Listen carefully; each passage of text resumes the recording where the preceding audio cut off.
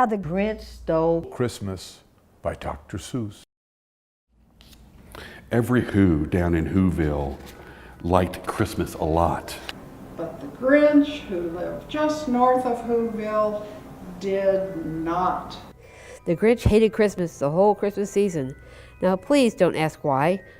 No one quite knows the reason. It could be his head wasn't screwed on just right. It could be perhaps that his shoes were just too tight.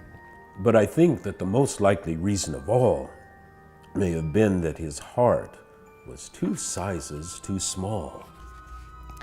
But whatever the reason, his heart or his shoes, he stood there on Christmas Eve hating the Who's. Staring down from his cave with a sour, grinchy frown at the warm, lighted windows below in their town. For he knew every Who down in Whoville beneath was busy now hanging a mistletoe wreath. And they're hanging their stockings, he snarled with a sneer. Tomorrow is Christmas, it's practically here. Then he growled with his Grinch fingers nervously drumming. I must find some way to stop Christmas from coming. For tomorrow, he knew, all the Who girls and boys would wake bright and early. They'd rush for their toys, and then the noise, noise. That's one thing he hated. The noise, noise, noise, noise. And then the Who's, young and old, would sit down to a feast. And they'd feast, and they'd feast, and they'd feast, feast, feast. They would feast on Who pudding and rare Who roast beast, which was something the Grinch couldn't stand in the least. And then they'd do something he liked least of all. Every Who down in Whoville, the tall and the small, would stand close together with Christmas bells ringing. They'd stand hand in hand, and the Who's would start singing. They'd sing and they'd sing, and they'd sing, sing, sing, sing. And the more the Grinch thought of the Who's Christmas sing, the more the Grinch thought, I must stop this whole thing. Why, for 53 years I've put up with it now. I must stop this Christmas from coming. But how? Then he got an idea, an awful idea. The Grinch got a wonderful, awful idea. I know just what to do, the Grinch laughed in his throat, and he made a quick Santa Claus hat and coat. And he chuckled and clucked. What a great Grinchy trick. With this coat and this hat, I look just like St. Nick. All I need is reindeer. The Grinch looked around, but since reindeer are scarce, there were none to be found. Did that stop the old Grinch? No, the Grinch simply said, if I can't find a reindeer, I'll make one instead. So he called his dog Max. Then he took some red thread and he tied a big horn on the top of his head. Then he loaded some bags and some old empty sacks on a ramshackle sleigh, and he hitched up old Max. Then the Grinch said, "Giddy up!"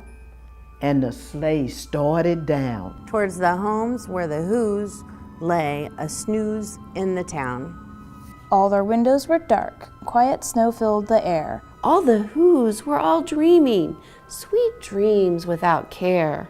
When he came to the first little house on the square, "This is stop number 1, the old Grinchy Claus hissed. And he climbed to the roof, empty bags in his fist.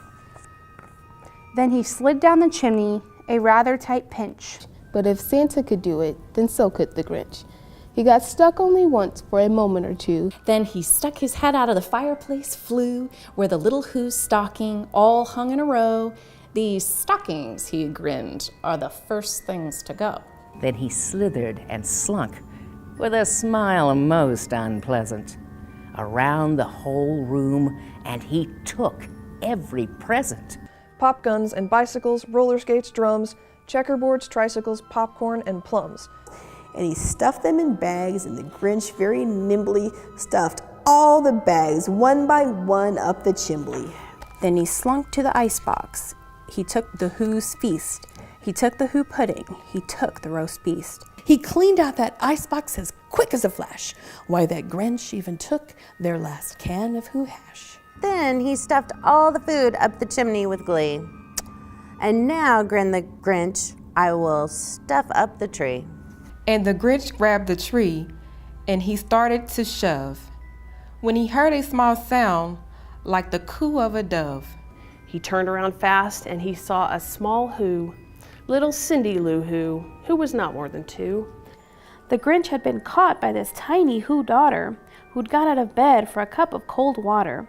She stared at the Grinch and said, "Santa Claus, why? Why are you taking our Christmas tree? Why?"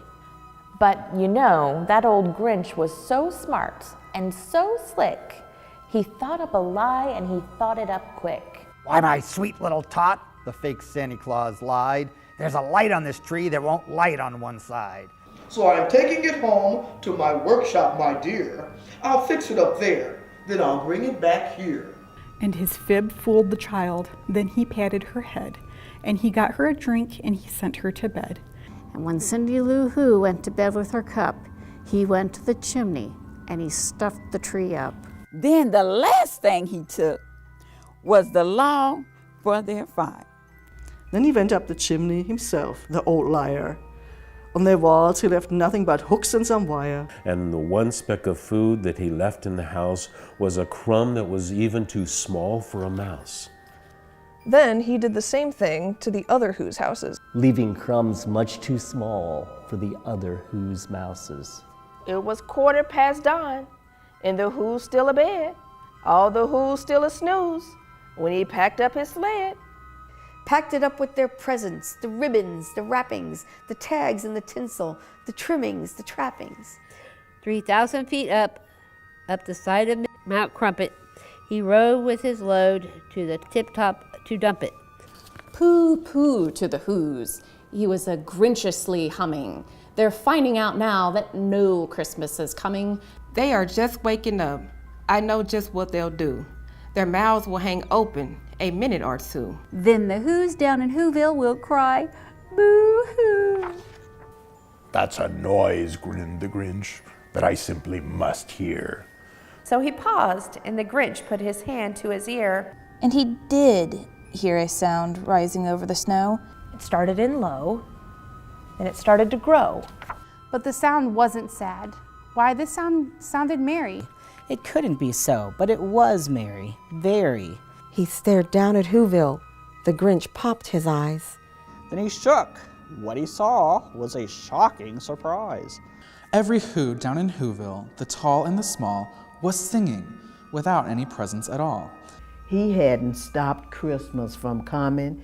It came. Somehow or other, it came just the same.